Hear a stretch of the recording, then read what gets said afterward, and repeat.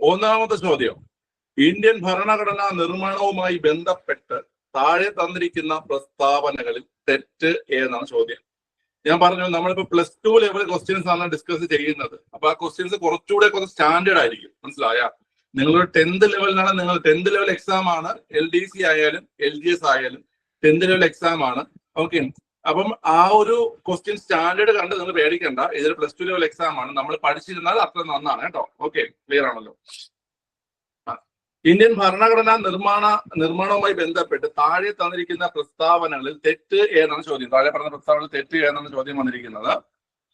ഒന്നാമത്തെ പ്രസ്താവന, ഭരണഘടന ഹിന്ദിയിലും ഇംഗ്ലീഷിലും എഴുതണമെന്ന നിർദ്ദേശം അംഗീകരിച്ചത് 1947 ജനുവരിയിൽ നടന്ന സമ്പൂർണ്ണ സമ്മേളനത്തിലാണ്. ഈ നിർദ്ദേശം മുന്നോട്ട് വെച്ചത് ഡോക്ടർ രാജേന്ദ്ര പ്രസാദ് ആണ്. ലക്ഷ്യപ്രമേയം അംഗീകരിച്ചതും ഈ സമ്പൂർണ്ണ സമ്മേളനത്തിലൂടെയാണ്. ലക്ഷ്യപ്രമേയത്തെ ജവഹർലാൽ നെഹ്റു എതിർത്തു. ഓക്കെ, ഇതില് തെറ്റായ പ്രസ്താവനയാണ് ചോദ്യം. കേസിലെ ചോദ്യം തെറ്റായ പ്രസ്താവനയാണ്. നമുക്ക് ഓരോ പ്രസ്താവനയായിട്ട് നോക്കാം.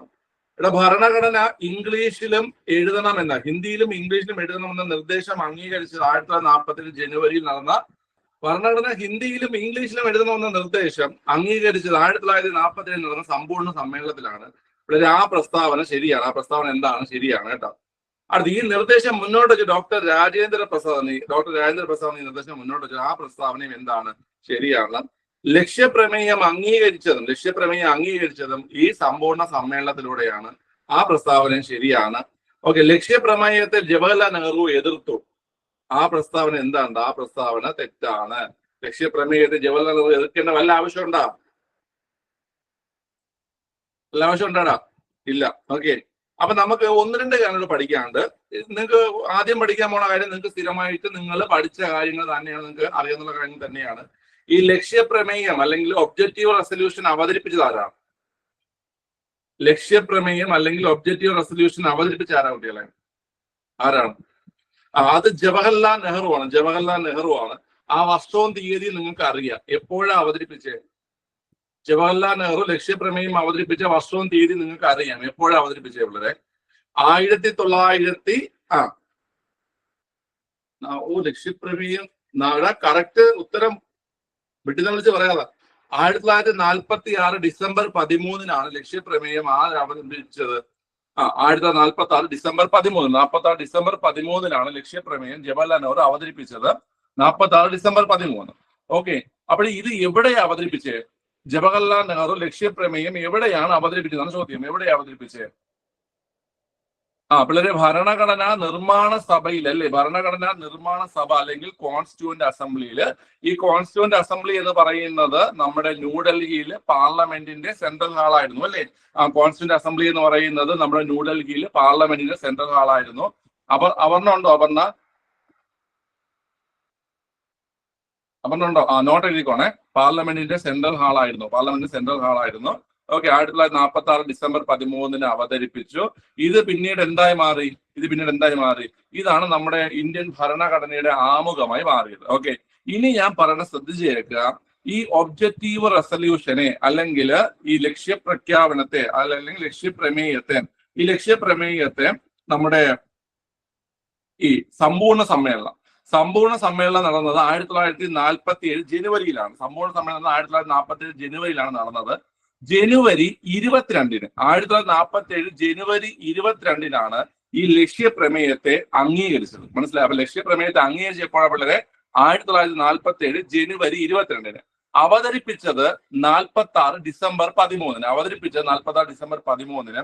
എന്നാൽ ഇതിന് അംഗീകാരം ലഭിച്ചത് 1947 ജനുവരി 22-ലുമാണ് കേട്ടോ. ആ ജനുവരി 22-ല് എന്തിലാണ്? സമ്പൂർണ്ണ സമ്മേളനത്തിൽ വെച്ചാണ് ഇത് അംഗീകാരം ലഭിച്ചത്. ഓക്കെ, അപ്പൊ ആ ഒരു പോയിന്റ് ഓർത്തിരിക്കുക. ഇനി അടുത്ത് നമുക്ക് മനസ്സിലാക്കേണ്ട കുറച്ച് കാര്യങ്ങളുണ്ട്.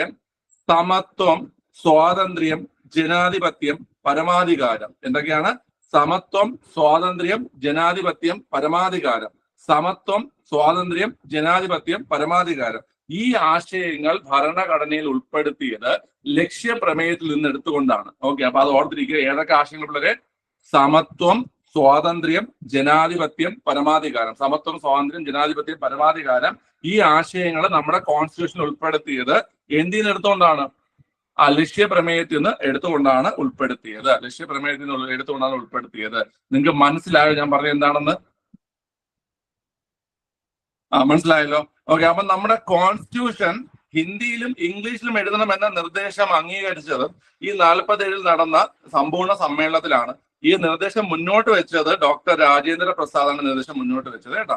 ഓക്കെ, ലക്ഷ്യപ്രമേയം അംഗീകരിച്ചതും ഈ സമ്പൂർണ്ണ സമ്മേളനത്തിലാണ്. ആ ഡേറ്റ് ഞാനിപ്പോ പറഞ്ഞു. ആ ഡേറ്റ് ഏതാ പിള്ളേരെ? ഡേറ്റ് ഏതാ? 47 ജനുവരി 22. ലക്ഷ്യപ്രമേയത്തെ അംഗീകരിച്ച 47 ജനുവരി 22. ഈ ലക്ഷ്യപ്രമേയമാണ് നമ്മുടെ ആമുഖമായി മാറിയത്. ആമുഖമായി മാറിയ ലക്ഷ്യപ്രമേയമാണ്. ഈ ലക്ഷ്യപ്രമേയം അവതരിപ്പിച്ചത് ജവഹർലാൽ നെഹ്റുവാണ്. ലക്ഷ്യപ്രമേയം അവതരിപ്പിച്ചത്. ലക്ഷ്യപ്രമേയത്തിൽ നിന്ന് നമ്മുടെ ഇന്ത്യൻ ഭരണഘടനയിലേക്ക് എടുത്തിട്ടുള്ള ആശയങ്ങളാണ് സമത്വം, സ്വാതന്ത്ര്യം, ജനാധിപത്യം, പരമാധികാരം. സമത്വം, സ്വാതന്ത്ര്യം, ജനാധിപത്യം, പരമാധികാരം. അപ്പൊ ഇതൊക്കെ ഭരണഘടനയിൽ ഉൾപ്പെടുത്തിയത് നമ്മുടെ ലക്ഷ്യപ്രമേയത്തിൽ നിന്നാണ്. അത് ഓർത്തിരിക്കുക കേട്ടോ. മനസ്സിലായ?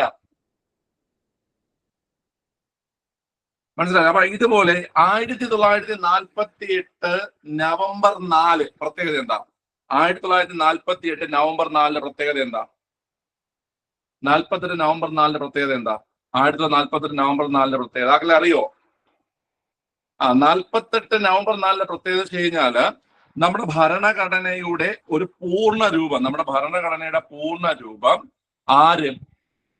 ഭരണഘടനയുടെ പൂർണ്ണ രൂപം BR അംബേദ്കർ ഭരണഘടനാ നിർമ്മാണ സഭയിൽ അവതരിപ്പിച്ച തീയതിയാണ് 48 നവംബർ 4. 48 നവംബർ 4. 48 നവംബർ 4 കേട്ടാ.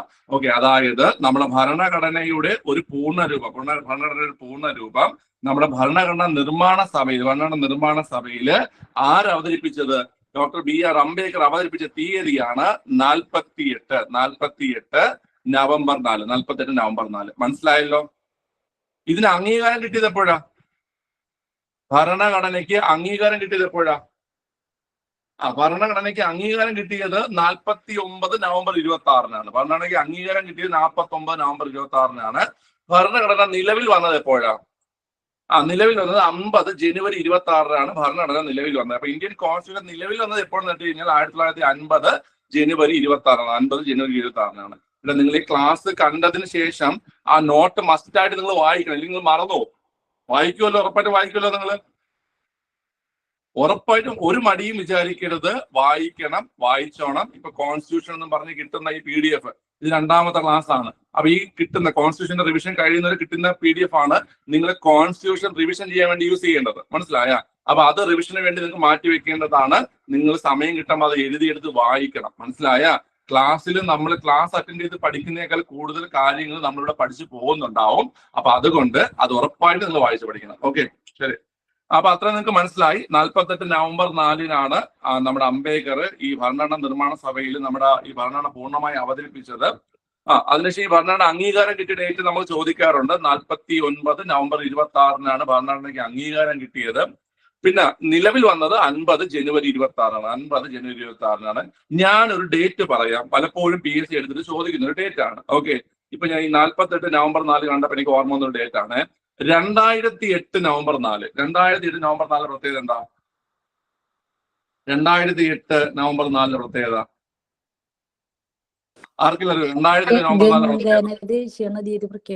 4 ഗംഗാ നദിയെ ഇന്ത്യയുടെ ദേശീയ നദിയെ പ്രഖ്യാപിച്ച ദിവസമാണ് 2008 നവംബർ 4. മനസ്സിലായ? ഗംഗാ നദിയെ നമ്മുടെ ദേശീയ നദിയായി, നാഷണൽ റിവറായി പ്രഖ്യാപിച്ച തീയതിയാണ് 2008 നവംബർ 4. അപ്പൊ ഗംഗാ നദിയെ ഇന്ത്യയുടെ ദേശീയ നദിയെ പ്രഖ്യാപിച്ചത് 2008 നവംബർ 4-ആണ്. ഓക്കെ, 1948 നവംബർ 4-ന് ഭരണഘടനാ നിർമ്മാണ സഭയിൽ ആര്? അംബേദ്കർ എന്ത് അവതരിപ്പിക്കുന്നു പിള്ളേരെ? ഭരണഘടനയുടെ പൂർണ്ണരൂപം, കോൺസ്റ്റിറ്റ്യൂഷന്റെ പൂർണ്ണരൂപം അവതരിപ്പിക്കുന്നു. ഓക്കെ, അപ്പൊ അത് ഇത്രയും മനസ്സിലായല്ലോ.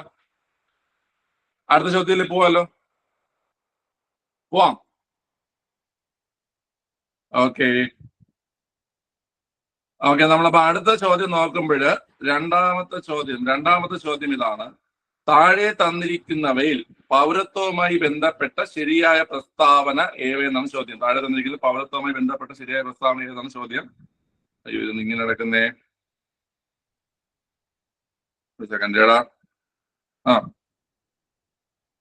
ഓക്കെ, താഴെ തന്നിരിക്കുന്നതിൽ പൗരത്വവുമായി ബന്ധപ്പെട്ട ശരിയായ പ്രസ്താവന ഏതെന്നാണ് ചോദ്യം. ഒന്നാമത്തെ പ്രസ്താവന OCI എന്നതിന്റെ പൂർണ്ണരൂപം ഓവർസീസ് സിറ്റിസൺ ഓഫ് ഇന്ത്യ എന്നാണ്. ഭരണഘടനയുടെ 2-ാം ഭാഗത്ത് പൗരത്വത്തെ കുറിച്ച് പ്രതിപാദിക്കുന്നു. ഭരണഘടനയുടെ 6 മുതൽ 11 വരെയുള്ള വകുപ്പുകൾ പൗരത്വത്തെ കുറിച്ച് പ്രതിപാദിക്കുന്നു. ഇന്ത്യക്കാർക്ക് നേപ്പാൾ സന്ദർശിക്കാൻ വിസ ആവശ്യമില്ല. ഇന്ത്യക്കാർക്ക് നേപ്പാൾ സന്ദർശിക്കാൻ വിസ ആവശ്യമില്ല. ഓക്കെ, ഇതില് പൗരത്വവുമായി ബന്ധപ്പെട്ട ശരിയായ പ്രസ്താവനകൾ ഏതൊക്കെയെന്നാണ് ചോദ്യം വന്നിരിക്കുന്നത്. നിങ്ങൾ വായിക്കുക, ഒരു ശകല സമയം എടുത്ത് വായിക്കുക. വായിച്ചിട്ട് നിങ്ങളുടെ ഉത്തരം എന്ത് ചെയ്യുക, എഴുതാൻ ശ്രമിക്കുക. ഓക്കെ,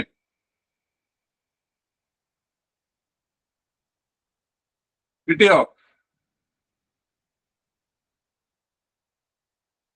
നമുക്ക് ഓരോ പ്രസ്താവനയിൽ എടുത്ത് നോക്കാം. ഓക്കെ, OCI എന്നതിന്റെ പൂർണ്ണരൂപം, OCI എന്നതിന്റെ പൂർണ്ണരൂപം ഓവർസീസ് സിറ്റിസൺ ഓഫ് ഇന്ത്യ എന്നതാണ്. ഓക്കെ, ഭരണഘടനയുടെ 2-ാം ഭാഗത്ത് പൗരത്വത്തെ, അത് ശരിയാണോ? OCI എന്നതിന്റെ പൂർണ്ണരൂപം ഓവർസീസ് സിറ്റിസൺ ഓഫ് ഇന്ത്യ എന്നാണോ? ശരിയാണോ? അത് ശരിയാണ്, അത് ശരിയാണ്. അടുത്ത, ഭരണഘടനയുടെ 2-ാം ഭാഗത്ത് പൗരത്വത്തെ കുറിച്ച് പ്രതിപാദിക്കുന്നു. ഭരണഘടനയുടെ 2-ാം ഭാഗത്ത് പൗരത്വത്തെ കുറിച്ച് പ്രതിപാദിക്കുന്നു. അതും എന്താണ് പിള്ളേർ? അതും ശരിയാണ്. ഓക്കെ, അടുത്ത, ഭരണഘടനയുടെ 6 മുതൽ 11 വരെയുള്ള വകുപ്പുകൾ പൗരത്വത്തെ പ്രതിപാദിക്കുന്നു എന്ന പ്രസ്താവന തെറ്റാണ്. പക്ഷെ നിങ്ങൾ ഒരു കാര്യം മനസ്സിലാക്കുക, ഈ പരീക്ഷയിൽ PSC എന്ത് ചെയ്തു? ഈ ഒരു പ്രസ്താവന ശരിയായിട്ട് എടുത്തു. ഓക്കെ, ക്വസ്റ്റ്യൻ കണ്ടു കാണും നിങ്ങൾ. 6 മുതൽ 11 വരെ എന്ന് പറയുന്ന ആ ഒരു പ്രസ്താവന PSC ശരിയായിട്ട് എടുത്തു. നിങ്ങൾ റീസെന്റ് ആയിട്ട് വർക്ക്ഔട്ട് ചെയ്ത ക്വസ്റ്റ്യൻ തന്നെയാണത്. ഓക്കെ, 6 മുതൽ 11 തെറ്റാണ്. 5 മുതൽ 11 എന്ത് പറയുന്നേ?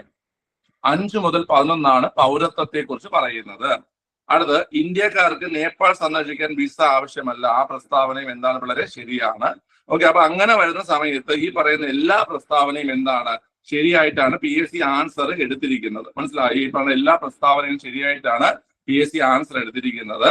പക്ഷെ ഇവിടെ കറക്റ്റ് ആൻസർ എന്ന് പറഞ്ഞു കഴിഞ്ഞാല് 1, 2, 4 ശരി. 1, 2, 4 ഇവിടെ ശരിയായിട്ട് വരേണ്ടത്. 1, 2, 4 ഇവിടെ ശരിയായിട്ട് വരേണ്ട പ്രസ്താവനകൾ. 1, 2, 4. ഓക്കെ, അതായത് കറക്റ്റ് ആൻസർ എന്ന് പറയുന്നത് ഇതാണ്. പക്ഷെ PSC എടുത്ത ആൻസർ ഈ പറയുന്ന 2ാമത്തെ ആൻസർ ആണ് എടുത്തിരിക്കുന്നത്. B ഓപ്ഷൻ ആണ് ആൻസർ എടുത്തിരിക്കുന്നത്. 1, 2, 3, 4 എടുത്തിരിക്കുന്നത്. ഓക്കെ, നമ്മൾ എടുക്കേണ്ടത് ശരി ഉത്തരമാണ് എടുക്കേണ്ടത്. മനസ്സിലായ? അത് ആരും ചലഞ്ച് ചെയ്യാത്തതുകൊണ്ടായിരിക്കും. അത് എനിക്ക് തോന്നുന്നത് മറ്റേ ഈ ബീറ്റ് ഫോറസ്റ്റ് ഓഫീസറോ അതോ മറ്റേ വുമൺ പ്രിസൺ ഓഫീസറോ അങ്ങനെ എന്തോ ഒരു പരീക്ഷയ്ക്കായിരുന്നു. ഈ റീസെന്റ് ആയിട്ട് നടന്ന പരീക്ഷയാണ്. ബീറ്റ് ഫോറസ്റ്റ് ഓഫീസറോ വുമൺ പ്രിസൺ ഓഫീസറോ അങ്ങനെ എന്തോ ആണ്. മനസ്സിലായ? ഓക്കെ, അപ്പൊ ഇങ്ങനെ വന്നാൽ നമ്മൾ ചലഞ്ച് ചെയ്യണം. അപ്പൊ പ്രൊഫഷണൽ ആൻസർ കീഴിൽ വരുന്നില്ല, ആരും ചലഞ്ച് ചെയ്ത് കാണത്തില്ല. അതുകൊണ്ടാണ് അങ്ങനെ വന്നത് കേട്ടാ. ഓക്കെ, എന്തോ സ്പെഷ്യൽ കാറ്റഗറി എക്സാം ആയിരിക്കും. ചലഞ്ച് വന്നിട്ടില്ല. ചലഞ്ച് വരാത്തത് കൊണ്ടാണ് ഈ ക്വസ്റ്റ്യൻ എന്ത് ചെയ്തത്? ക്യാൻസൽ ആവാത്തത്, അല്ലെങ്കിൽ ആൻസർ മാറാത്തത്. ഓക്കെ, മനസ്സിലായ? അപ്പൊ നമ്മൾ പഠിക്കേണ്ടത് 5 മുതൽ 11 വരെ തന്നെയാണ് പഠിക്കേണ്ടത്. 5 മുതൽ 11 വരെ തന്നെയാണ് നിങ്ങൾ എന്ത് ചെയ്യേണ്ടത് പിള്ളേരെ? പഠിക്കേണ്ട ആൻസർ എന്ന് പറയുന്നത്. ഇവിടെ PSC എടുത്തിരിക്കുന്നത് എന്താണ്? 6 മുതൽ 11 എടുത്തിരിക്കുന്നത്. അത് തെറ്റാണ് കേട്ടോ. ഓക്കെ, ശരി. അപ്പൊ കുറച്ച് കാലം ഞാൻ പറഞ്ഞുതരാം. പൗരത്വത്തെ കുറിച്ച് എന്തൊക്കെ അറിയാം? പൗരത്വത്തെ കുറിച്ച് പറയുന്ന പാർട്ട് ഏതാ? ഇന്ത്യൻ കോൺസ്റ്റിറ്റ്യൂഷനിൽ പൗരത്വത്തെ കുറിച്ച് പറയുന്ന പാർട്ട് 2 ആർട്ടിക്കിൾ ഏത് മുതൽ ഏത് വരെ? 5 മുതൽ 11 വരെ. 5 മുതൽ 11 വരെയാണ് എന്തിനെ കുറിച്ച് പറയുന്നത്? പൗരത്വത്തെ കുറിച്ച് പറയുന്നത്. ഓക്കെ, ഇന്ത്യ ഫോളോ ചെയ്യുന്നത് എങ്ങനത്തെ പൗരത്വമാണ്? ഇന്ത്യ ഫോളോ ചെയ്യുന്നത് ഏക പൗരത്വമാണ്. ഇന്ത്യ ഫോളോ ചെയ്യുന്നത് അല്ലെങ്കിൽ ഇന്ത്യ പിന്തുടരുന്നത് ഇരട്ട പൗരത്വം. ഏക പൗരത്വമാണ്. ഏക പൗരത്വമാണ്. ശ്രീലക്ഷ്മിയാണ് ഇരട്ട പൗരത്വം. ചോറൊക്കെ കഴിച്ചിട്ട് ഉറങ്ങി എണീറ്റിരിക്കുന്നതായിരിക്കും. ഒരു ചായ കുടിച്ചിട്ട് വരാത്തത്. ഓക്കെ, വളരെ ഇന്ത്യ ഫോളോ ചെയ്യുന്നത് ഏക പൗരത്വമാണ്. ഇന്ത്യ ഫോളോ ചെയ്യുന്നത് ഏക പൗരത്വമാണ്. ഓക്കെ, പക്ഷേ ഇരട്ട പൗരത്വം എന്നൊരു ആശയം ഇന്ത്യയിൽ ഒരു കമ്മിറ്റി മുന്നോട്ട് വെച്ചിട്ടുണ്ട്. ഏത് കമ്മിറ്റി എന്നറിയാമോ? ഇരട്ട പൗരത്വം എന്ന ആശയം ഇന്ത്യയിൽ മുന്നോട്ട് വെച്ച കമ്മിറ്റി അത് LMCB കമ്മിറ്റിയാണ്. അത് പഠിച്ചോണം, പ്രീവിയസ് ചോദ്യമാണ്. ഇരട്ട പൗരത്വം എന്ന ആശയം ഇന്ത്യയിൽ മുന്നോട്ട് വെച്ച കമ്മിറ്റി എന്നിട്ട് കഴിഞ്ഞാൽ LMCB കമ്മിറ്റിയാണ്. LMCB കമ്മിറ്റിയാണ്. നമ്മൾ ഫോളോ ചെയ്യുന്നത് ഏക പൗരത്വമാണ്. ഈ ഏക പൗരത്വം എന്ന ആശയം നമുക്ക് എവിടെ നിന്നാ കിട്ടിയേ? ഏക പൗരത്വം എന്ന ആശയം നമുക്ക് എവിടെ നിന്ന് കിട്ടി പിള്ളേരെ? പറ. ഏക പൗരത്വം എന്ന ആശയം നമ്മൾ കടമെടുത്തിരിക്കുന്നത് ബ്രിട്ടനിൽ നിന്നാണ്. ഏക പൗരത്വം എന്ന ആശയം നമ്മൾ കടമെടുത്തിരിക്കുന്നത് എവിടെ നിന്നാണ്? ബ്രിട്ടനിൽ നിന്നാണ് ഏക പൗരത്വം എന്ന ആശയം നമ്മൾ കടമെടുത്തിരിക്കുന്നത്. ഓക്കെ, ക്ലിയർ ആണല്ലോ. ഇനി പൗരത്വം അനുവദിക്കുന്നത് ആരാണ്? രാഷ്ട്രപതിയാണോ? പാർലമെന്റ് ആണോ? Central government. കറക്റ്റ് ആൻസർ പറയടാ, കറക്റ്റ് ആൻസർ. നിങ്ങൾ പറയണേക്ക് ഉത്തരം ശരിയാണ്. പൗരത്വം അനുവദിക്കുന്നതാണെന്നാണ് എന്റെ ചോദ്യം. പാർലമെന്റ് എന്ന് പറഞ്ഞാല് അത് കറക്റ്റ് ആവത്തില്ല. നിങ്ങളെടാ ഇത് പഠിച്ചിരിക്കേണ്ട ചോദ്യമല്ലേ. പൗരത്വം ആരും പറയുന്നില്ല. സെൻട്രൽ ഗവൺമെന്റ് ഏകദേശം ശരിയാണ്. പക്ഷെ സെൻട്രൽ ഗവൺമെന്റിൽ ആരാ? എടാ കേന്ദ്ര ആഭ്യന്തര മന്ത്രാലയമാണ് ആൻസർ. കേന്ദ്ര ആഭ്യന്തര മന്ത്രാലയമാണ് ആൻസർ കേട്ടാ.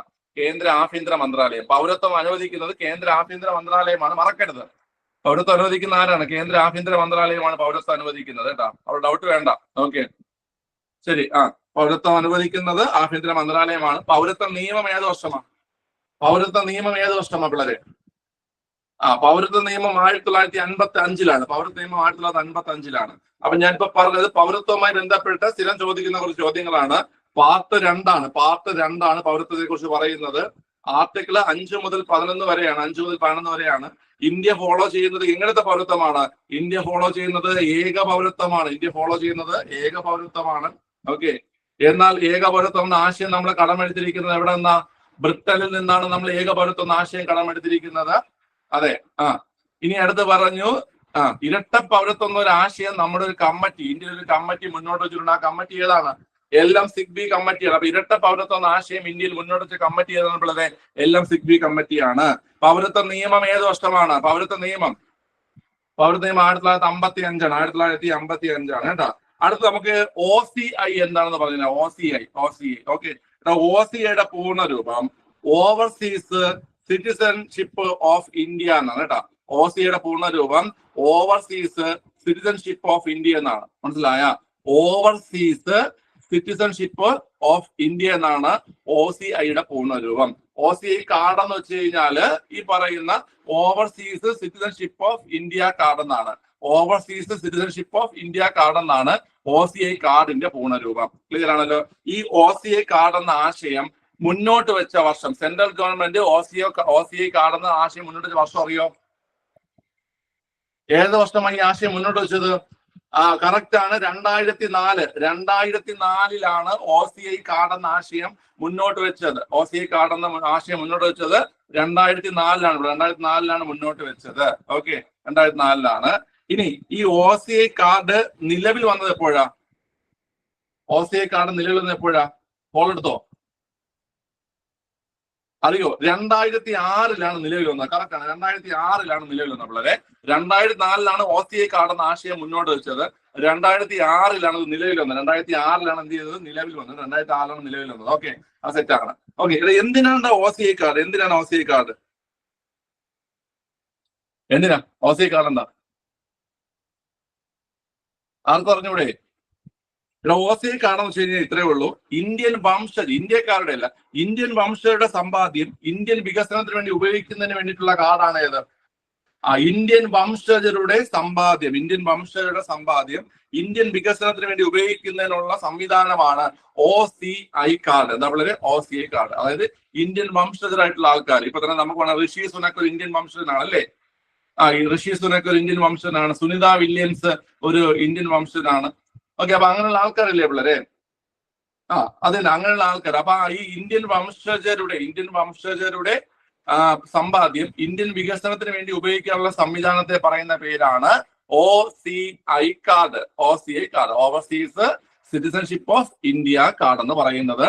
2004-ൽ ഈ ഒരു ആശയം മുന്നോട്ട് വെക്കുകയും 2006-ൽ ഇത് നിലവിൽ വരികയും ചെയ്തു. ഓക്കെ. അടുത്ത ചോദ്യം ഇതാണ്. OCI കാർഡ് നിലവിൽ വരുന്നതിന് മുമ്പ് ഉണ്ടായിരുന്ന കാർഡ് ഏതാണ്? OCI കാർഡ് നിലവിൽ വരുന്നതിന് മുമ്പ് ഉണ്ടായിരുന്ന സംവിധാനം ഏതാ? അറിയാമെങ്കിലും വളരെ OCI കാർഡ് നിലവിൽ വരുന്നതിന് മുമ്പ് ഉണ്ടായിരുന്ന സംവിധാനമാണ് PIO കാർഡ്. എന്താ പിള്ളേരെ? PIO card. ഈ PIO കാർഡിന്റെ പൂർണ്ണരൂപം എന്താ? PIO കാർഡ് എന്താ? PIO എന്ന പൂർണ്ണരൂപം എന്താ? അറിയാമെങ്കിലും പേഴ്സൺ ഓഫ് ഇന്ത്യൻ ഒറിജിൻ. എന്താ പിള്ളേരെ? പേഴ്സൺ ഓഫ് ഇന്ത്യൻ ഒറിജിൻ എന്നാണ് PIOയുടെ പൂർണ്ണരൂപം. മനസ്സിലായ? പേഴ്സൺ ഓഫ് ഇന്ത്യൻ ഒറിജിൻ എന്നാണ് PIOയുടെ പൂർണ്ണരൂപം. ഈ PIO കാർഡ് ഏത് വർഷമാ വന്നത്? PIO കാർഡ് അറിയോ ആർക്കെങ്കിലും? 2002-ലാണ് അത് പ്രാബല്യത്തിൽ വന്നത്. എന്നാൽ ഈ ഒരു ആശയം മുന്നോട്ട് വെക്കുന്നത് അല്ലെങ്കിൽ അത് നിലവിൽ വന്ന അത് പ്രാബല്യ 46 പിള്ളേരെ അത് 1999 മാർച്ച് 30-നാണ്. 1999 മാർച്ച് 30-നാണ് കേട്ടാ. ഓക്കെ, ഈ ആശയം അവതരിപ്പിച്ചത് 1999 മാർച്ച് 30-നാണ് കേട്ടാ. PIO കാർഡ് എന്ന ആശയം അവതരിപ്പിച്ചത് 1999 മാർച്ച് 30-ന്. 99 മാർച്ച് 30-ന്. ഓക്കെ, നിലവിൽ വന്നത് 2002 സെപ്റ്റംബർ 15-ന്. നിലവിൽ വന്നത് 2002 സെപ്റ്റംബർ 15-ന്. 99-ൽ ഈ ആശയം മുന്നോട്ട് വെക്കുകയും 2002 നിലവിൽ വരികയും ചെയ്തു. ഓക്കെ, 99 മാർച്ച് 30-ന് PIO കാർഡ് എന്ന ആശയം അവതരിപ്പിക്കുകയും 2002 സെപ്റ്റംബർ 15-ന് നിലവിൽ വരികയും ചെയ്തു. ഓക്കെ, ഒരു ഡേറ്റൂടെ പഠിക്കുക. 2015 ജനുവരി 9-ന് 2015 ജനുവരി 9-ന് PIO കാർഡ് എന്തിലയിച്ചു? എന്തിൽ മെർജായി? OCI കാർഡിൽ മെർജായി. മനസ്സിലായ? PIO കാർഡ് 2015 ജനുവരി 9-ന് OCI കാർഡിൽ എന്തുള്ളവരെ മെർജായി. ഓക്കെ, ശരി. അപ്പൊ ഞാൻ ഈ സാധനങ്ങൾ ഒന്നുകൂടെ പറഞ്ഞുതരാം. ശ്രദ്ധിച്ചു. എനിക്കറിയാം ഇത്തിരി കൺഫ്യൂഷൻ ആയിട്ടുള്ള സാധനമാണ് കേട്ടോ. ഒന്നുകൂടെ പറഞ്ഞുതരാം. കുഴപ്പമില്ല, നമ്മൾ പഠിച്ചു തന്നെ പോവാതെ. ഇമ്പോർട്ടന്റ് ആണ്. OCIയുടെ പൂർണ്ണരൂപം എന്ന് വെച്ച് കഴിഞ്ഞാല് ഓവർസീസ് സിറ്റിസൺഷിപ്പ് ഓഫ് ഇന്ത്യ എന്നാണ് കേട്ടോ. ഓവർസീസ് സിറ്റിസൺഷിപ്പ് ഓഫ് ഇന്ത്യ എന്നാണ് OCIയുടെ പൂർണ്ണരൂപം. OCI കാർഡ് എന്ന് വെച്ച് കഴിഞ്ഞാൽ overseas citizenship of India card എന്നാണ്. ഈ ആശയം മുന്നോട്ട് വെക്കുന്നത് 2004-ലും ഇത് പ്രാബല്യത്തിൽ വരുന്നത് 2006-ലുമാണ്. ഇത് എന്തിനു ഉപയോഗിക്കുന്നു എന്ന് കേട്ട് കഴിഞ്ഞാൽ ഇന്ത്യൻ വംശജരുടെ സമ്പാദ്യം ഇന്ത്യയുടെ വികസനത്തിന് വേണ്ടി ഉപയോഗിക്കുന്നു. അതാണ് OCI കാർഡ്. പിന്നെ നമ്മൾ പറഞ്ഞു ഈ OCI കാർഡിന് മുമ്പുണ്ടായിരുന്ന സംവിധാനത്തിന്റെ പേരാണ് PIO card, person of Indian origin card. ഈ person of Indian origin card 1999 March 30-ന് അവതരിപ്പിക്കുകയും 2002 സെപ്റ്റംബർ 15-ന് പ്രാബല്യത്തിൽ വരികയും ചെയ്തു. മനസ്സിലായല്ലോ? 2002 സെപ്റ്റംബർ 15 പ്രാബല്യത്തിൽ വരികയും ചെയ്തു. പിന്നെ നമ്മൾ പഠിച്ചു 2015 ജനുവരി 9-ന് PIO കാർഡ് OCI കാർഡിൽ ലയിച്ചു. ഇത്രയാണ് പഠിച്ചത്. ശരിയല്ലേ?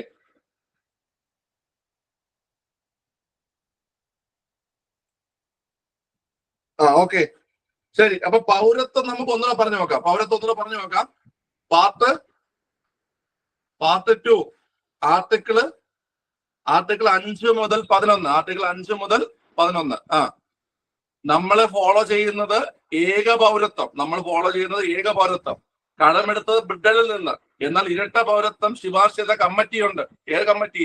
LM Zigbee committee. പൗരത്വ നിയമം 1955-ലാണ് പൗരത്വ നിയമം വരുന്നത്. ഓക്കെ, പിന്നെ നമ്മൾ പറഞ്ഞത് OCI കാർഡിനെ കുറിച്ചും PIO കാർഡിനെ കുറിച്ചുമാണ് പറഞ്ഞത്. ഇത്ര നിങ്ങൾക്ക് മനസ്സിലായ പിള്ളേരെ? മനസ്സിലായ? സെറ്റായില്ലേ? നല്ല പോലെ വായിച്ച് നോക്കിക്കോണം. ഇനി നമുക്ക് ഇതിൽ പൗരത്വം സ്വീകരിക്കുന്നത് എങ്ങനെയാണെന്നും എങ്ങനെയാണ് പൗരത്വം നഷ്ടപ്പെടുന്നത് അത് വേറൊരു ക്വസ്റ്റ്യനിൽ വരുന്നുണ്ട്. അപ്പൊ നമുക്ക് അത് ഡിസ്കസ് ചെയ്യാം. മനസ്സിലായോ? ഒരു വ്യക്തിക്ക് എങ്ങനെ പൗരത്വം ലഭിക്കുന്നു എന്നും എങ്ങനെ പൗരത്വം നഷ്ടപ്പെടുന്നു നമുക്ക് ആ സമയത്ത് ഡിസ്കസ് ചെയ്യാം. പിന്നെ ഞാൻ ഒരു ചോദ്യം കൊണ്ട് തന്നെ ഞാൻ പറഞ്ഞു തന്നു. ആരാണ് പൗരത്വം അനുവദിക്കുന്നത്? പൗരത്വം അനുവദിക്കുന്ന ആരാ? പിള്ളേരെ കേന്ദ്ര ആഭ്യന്തര മന്ത്രാലയമാണ് പൗരത്വം അനുവദിക്കുന്നത്. ഈ രാവിലെ ഉണ്ടായിരുന്നില്ല. കേന്ദ്ര ആഭ്യന്തര മന്ത്രാലയമാണ് പൗരത്വം എന്ത് ചെയ്യുന്നവരെ അനുവദിക്കുന്നത്. ക്ലിയർ ആണല്ലോ? ഇത്ര മനസ്സിലായല്ലോ? ഓക്കെ, ശരി. കാരണം നമ്മൾ ഇതാണ് ഈ റിവിഷൻ എന്നുകൊണ്ട് ഉദ്ദേശിക്കുന്നത്. നമ്മൾ ഈ കുത്തിയിരുന്ന് പഠിക്കുന്ന പൗരത്വത്തെ കുറിച്ച് ചിലപ്പോൾ നമ്മൾ 1-2 ക്ലാസ് കൊണ്ട് പഠിക്കുന്ന കാര്യങ്ങളാണ് നമ്മൾ പെട്ടെന്ന് ഡിസ്കസ് ചെയ്ത് പോകുന്നത്. ഓക്കെ, അത് നിങ്ങൾ നന്നായിട്ടൊന്ന് ശ്രദ്ധിച്ചിരുന്ന് നോട്ടും കൂടി എഴുതി വായിച്ചു കഴിഞ്ഞാൽ നിങ്ങൾക്ക് ആ ഒരു കാര്യം നിങ്ങൾക്ക് പഠിച്ചെടുക്കാൻ പറ്റും. മനസ്സിലായ? ഓക്കെ, ശരി. ക്ലിയർ ആണല്ലോ? സർ, പൗരത്വവും പാർലമെന്റും തമ്മിലുള്ള എന്തൊരു ബന്ധം? അതെന്തായിരുന്നു? പൗരത്വ നിയമങ്ങൾ കൊണ്ടുവരാനുള്ള അധികാരം ആർക്കാണ്? പാർലമെന്റിനാണ്. പൗരത്വ നിയമങ്ങൾ കൊണ്ടുവരാനുള്ള അധികാരം പാർലമെന്റിനാണ്. കേട്ടോ, നമ്മൾ ഇന്നലെ ഒരു ആർട്ടിക്കിൾ പഠിച്ചല്ലോ. ആർട്ടിക്കിൾ 11 പഠിച്ച ഓർമ്മയില്ലേ? പൗരത്വ നിയമങ്ങൾ മുന്നോട്ട് വയ്ക്കാൻ പാർലമെന്റിനാണ് അധികാരം. ഓക്കെ, ക്ലിയർ ആണ്? നന്നായി പഠിക്കുക ഇത്. ഓക്കെ, ശരി. നമുക്ക് അടുത്ത ചോദ്യത്തിലേക്ക് പോവാം. അടുത്ത ചോദ്യം ഇതാണ്: ആമുഖം ഒരു പ്രഖ്യാപനത്തേക്കാൾ കൂടുതലാണ്. അത് നമ്മുടെ ഭരണഘടനയുടെ ആത്മാവാണ്. നമ്മുടെ രാഷ്ട്രീയ സമൂഹത്തിന്റെ മാതൃകയാണ് അത്.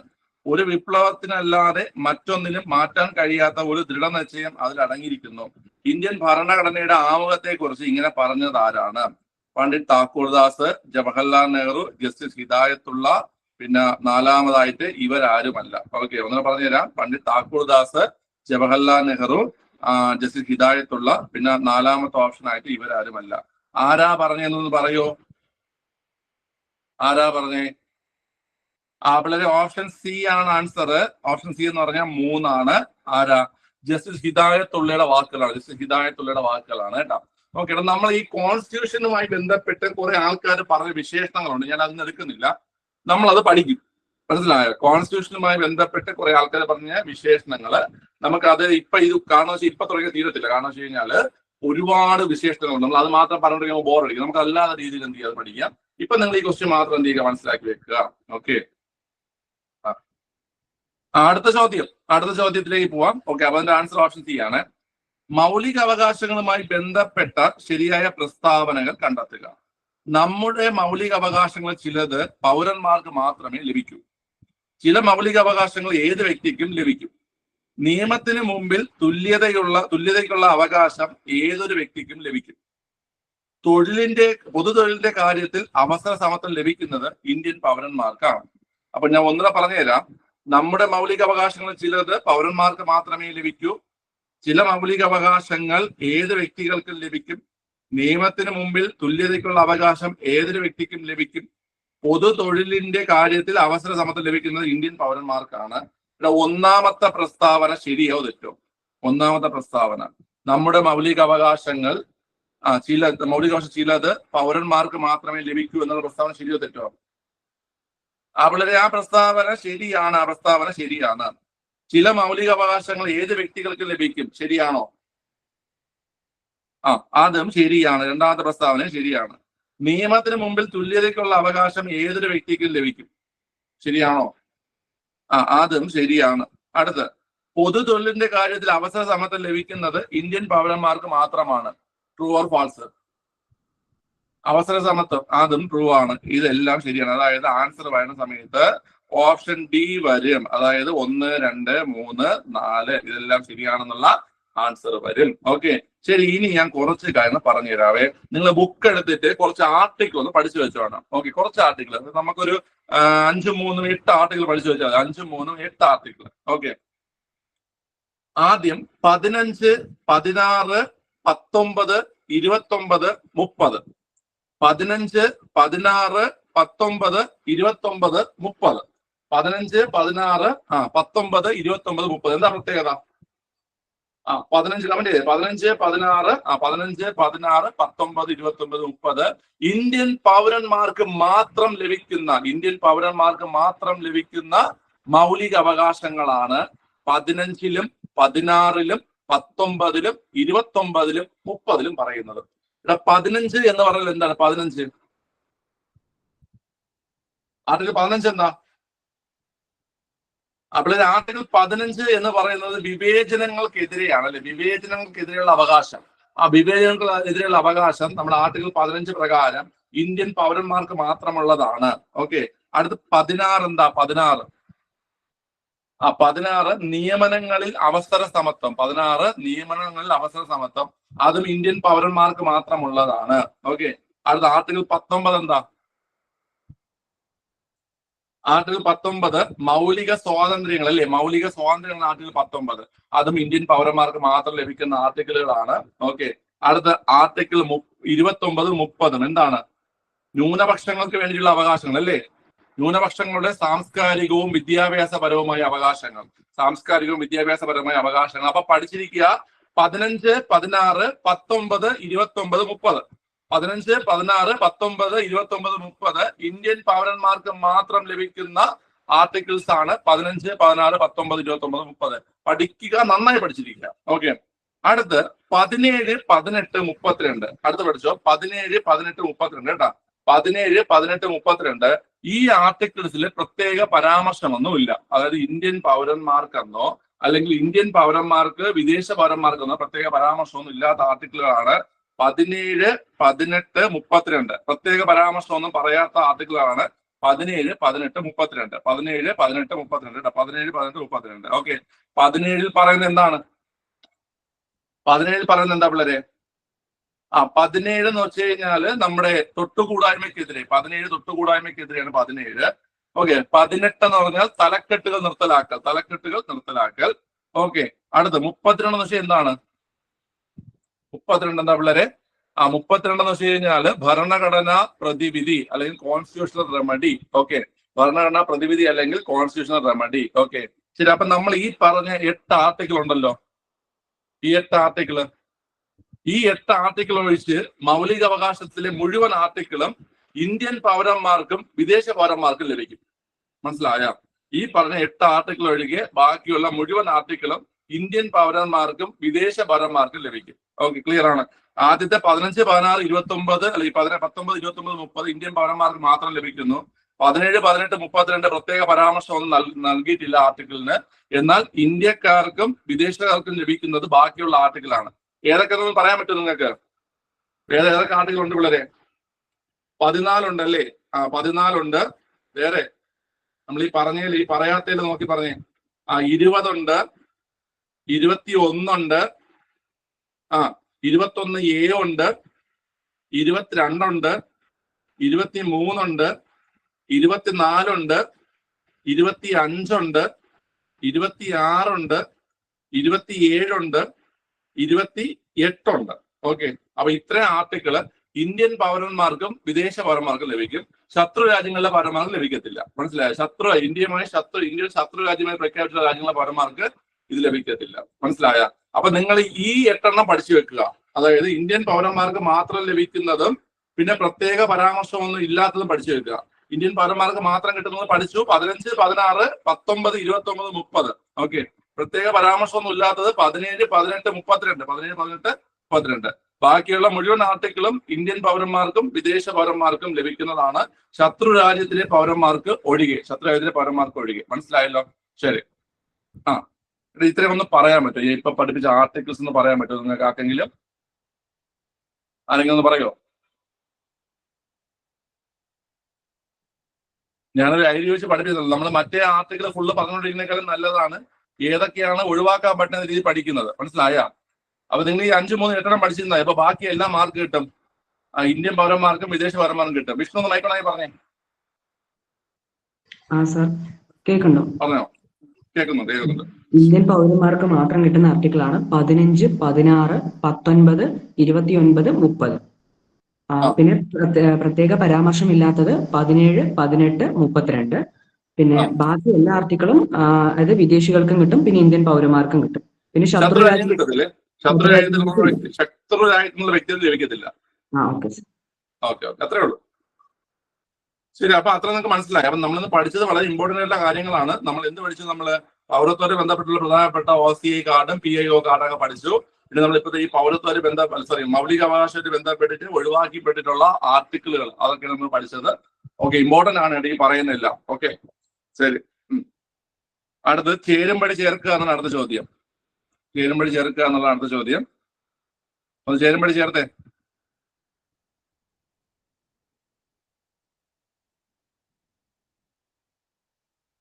ചേരുംപടി ചേർത്തിട്ട് കമന്റ് ചെയ്തേ വളരെ. ഓക്കെ, നിങ്ങൾ പറയുന്നത് ഓപ്ഷൻ A എന്നാണ്.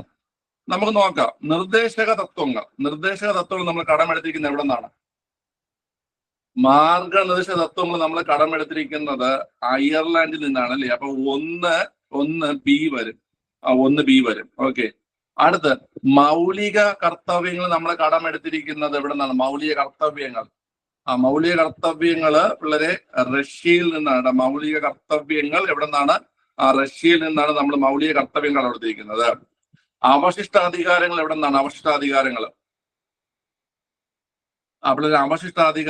നമ്മൾ കാനഡയിൽ നിന്നാണ് അവശിഷ്ടാധികാരം കടമെടുത്തിരിക്കുന്നത്. ഓക്കെ, അതായത് നമുക്ക് 3D വരും.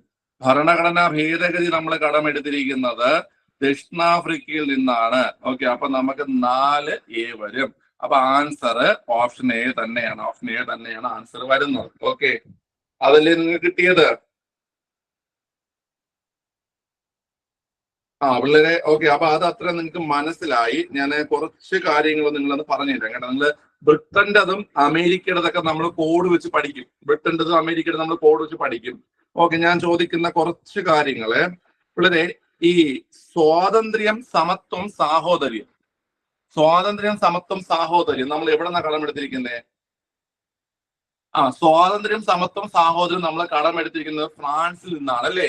സ്വാതന്ത്ര്യം, സമത്വം, സാഹോദര്യം നമ്മൾ കടമെടുത്തിരിക്കുന്നത് ഫ്രാൻസിൽ നിന്നാണ് കേട്ടോ. ഓക്കെ, അങ്ങനെയാണെങ്കിൽ അർദ്ധ ഫെഡറൽ ഗവൺമെന്റ് എന്ന ആശയം കടമെടുത്തിരിക്കുന്നത് എവിടെന്നാ? അർദ്ധ ഫെഡറൽ ഗവൺമെന്റ് ബ്രിട്ടൻ ആണോ? ഒന്ന് ആലോചിച്ച് നോക്കിയേ. കാനഡയാണ് അർദ്ധ ഫെഡറൽ ഗവൺമെന്റ് എന്ന ആശയം നമ്മൾ കടമെടുത്തിരിക്കുന്നത് കാനഡയിൽ നിന്നാണ് കേട്ടോ. കാനഡയിൽ നിന്നാണ് അർദ്ധ ഫെഡറൽ ഗവൺമെന്റ് എന്ന ആശയം നമ്മൾ കടമെടുത്തിരിക്കുന്നത്. ഓക്കെ, അവശിഷ്ടാധികാരം അറിയാലോ?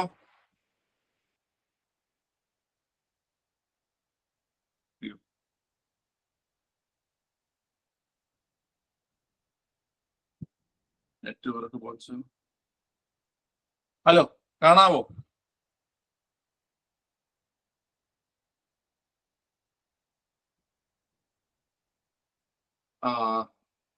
വൈഫൈ എന്തോ കട്ടായെന്ന് തോന്നുന്നു.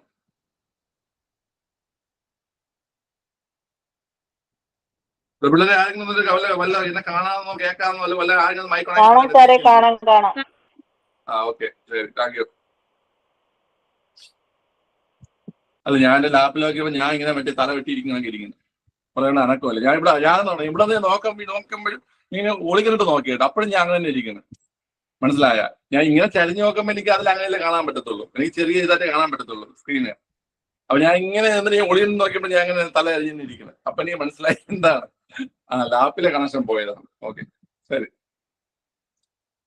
അപ്പൊ പിള്ളേർ ഇപ്പൊ മനസ്സിലായല്ലോ. അപ്പൊ ഈ പറഞ്ഞ മറക്കല്ലേ എടാ, സ്വാതന്ത്ര്യം, സമത്വം, സാഹോദര്യം എന്ന ആശയം നമ്മൾ കടമെടുത്തിരിക്കുന്നത് ഫ്രാൻസിൽ നിന്നാണ്. സ്വാതന്ത്ര്യം, സമത്വം, സാഹോദര്യം എന്ന ആശയം നമ്മൾ കടമെടുത്തിരിക്കുന്ന ഫ്രാൻസിൽ നിന്നാണ്.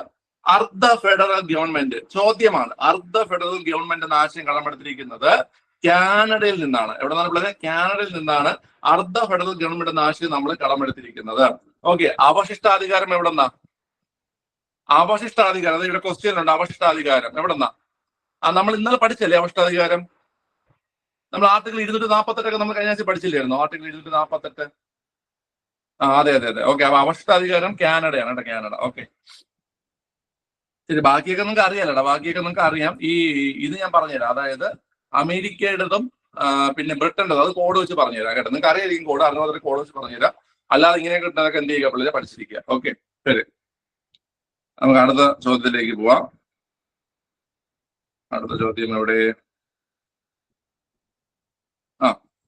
അടുത്ത 24ാമത്തെ ചോദ്യമാണ്.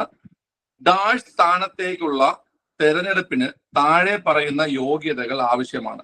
ഡാഷ് സ്ഥാനത്തേക്കുള്ള തെരഞ്ഞെടുപ്പിന് ഇന്ത്യൻ പൗരനായിരിക്കണം, 35 വയസ്സ് പൂർത്തിയായിരിക്കണം, ലാഭകരമായ ഒരു പദവിയും വഹിക്കരുത്, രാജ്യസഭാ അംഗമായി തിരഞ്ഞെടുക്കാനുള്ള യോഗ്യത ഉണ്ടാകണം. ഓക്കെ, ഈ ഡാഷ് ഒന്ന് പൂരിപ്പിച്ചേ. വൈറസോ? വൈറസ് കമന്റ് ചെയ്തത് വൈറസ് എന്നല്ലേ? Vice president, sorry. ഓക്കെ, പിള്ളേരെ ഉപരാഷ്ട്രപതി.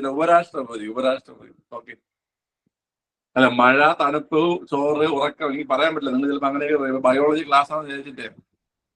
ഓക്കെ, ശരി. അപ്പൊ ഇവിടെ പറഞ്ഞു വെച്ച് കഴിഞ്ഞാല് ഏത് സ്ഥാനത്തൊക്കെ നിങ്ങൾ ഇത് ഉപരാഷ്ട്രപതി തന്നെ മനസ്സിലാക്കി. ഉപരാഷ്ട്രപതി നിങ്ങൾ മനസ്സിലാക്കി എങ്ങനെയാ? നിങ്ങൾ ഉപരാഷ്ട്രപതി എന്ന് മനസ്സിലാക്കിയത് അതായത് ഈ 4ാമത്തെ പോയിന്റ് വെച്ചിട്ടാണ്. രാജ്യസഭ അംഗമായി തിരഞ്ഞെടുക്കാനുള്ള യോഗ്യത ഉണ്ടാവണം അല്ലെ? രാജ്യസഭ അംഗമായി തിരഞ്ഞെടുക്കാനുള്ള യോഗ്യത, അതാണ് ഉപരാഷ്ട്രപതിയെ പിടിക്കാൻ പറ്റുന്ന കാര്യം. ഓക്കെ, ലോകസഭയാണെങ്കിലോ നിങ്ങൾ എന്ത് പറയും? ലോകസഭയാണെങ്കിൽ രാഷ്ട്രപതി. ഓക്കെ, മനസ്സിലായ? ഈ ബാക്കിയെല്ലാം സെയിമാണ്. അവിടെ നമുക്ക് ഒറ്റ കാര്യത്തിനെ പിടിക്കാൻ പറ്റത്തുള്ളൂ. ഇവിടെ നമ്മൾ പിടിച്ചത് രാജ്യസഭ വെച്ചിട്ട് നമ്മൾ ഉപരാഷ്ട്രപതിയെ പിടിച്ചു. മനസ്സിലായ?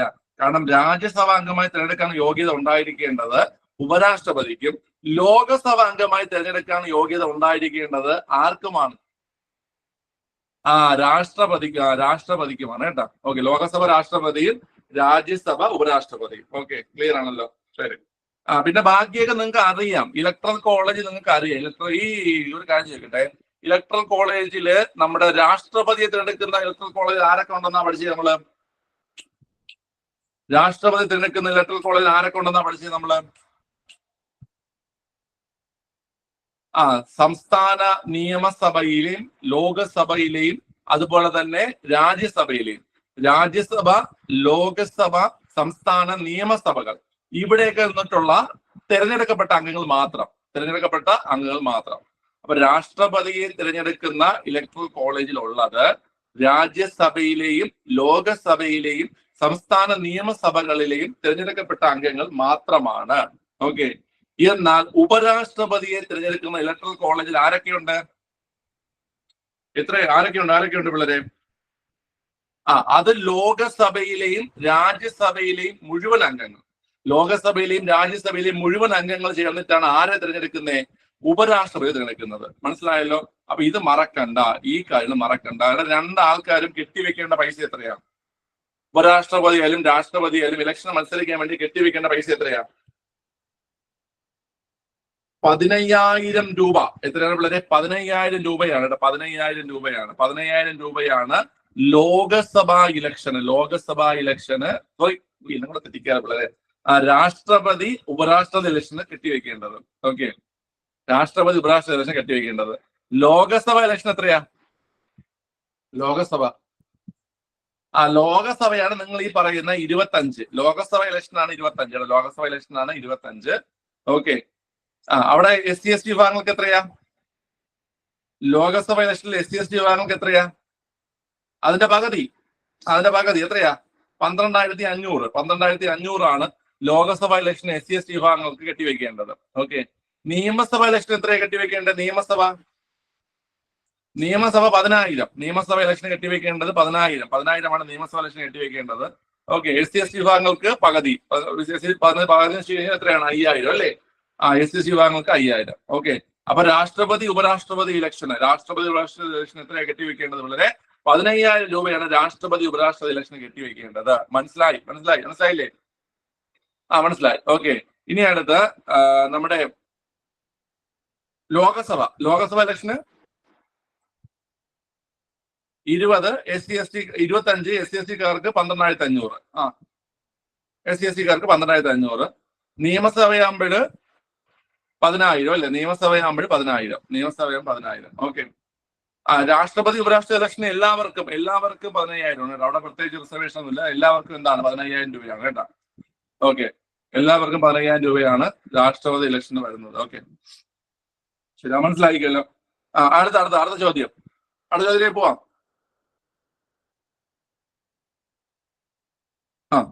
അടുത്ത പുസ്തകങ്ങളും അവരുടെ രചയിതാക്കളെയും കണ്ടെത്തുക. മനസ്സിലായല്ലോ? ഓക്കെ. പുസ്തകങ്ങളും അവരുടെ രചയിതാക്കളെയും കണ്ടെത്തുക. ഓക്കെ. നിങ്ങൾ കണ്ടെത്തേണ്ടത് പവർ ഓഫ് പ്രൈം മിനിസ്റ്റർ, നിയമങ്ങളുടെ അന്തസത്ത, ഇന്ത്യ 2020, മൈ ട്രൂത്ത്. ഇനി എഴുത്തുകാർ ഇപ്പോൾ കൊടുത്തിട്ടുണ്ട്: Montesquieu, Indira Gandhi, Humphrey Berkeley, doctor APJ Abdul Kalam. ഇത് നിങ്ങൾ ബുദ്ധി ഉപയോഗിക്കേണ്ട ഒരു ക്വസ്റ്റ്യൻ ആണ് കേട്ടാ. എന്റെ ആവശ്യമില്ല, നിങ്ങൾക്ക് വർക്കൗട്ട് തന്നിട്ടുള്ള ക്വസ്റ്റ്യൻ തന്നെ ആയിരുന്നു. ബുദ്ധി ഉപയോഗിക്കേണ്ട. ഓർത്തെടുത്ത് നിങ്ങൾക്ക് പറഞ്ഞ് കണ്ടുപിടിച്ചാൽ മതി.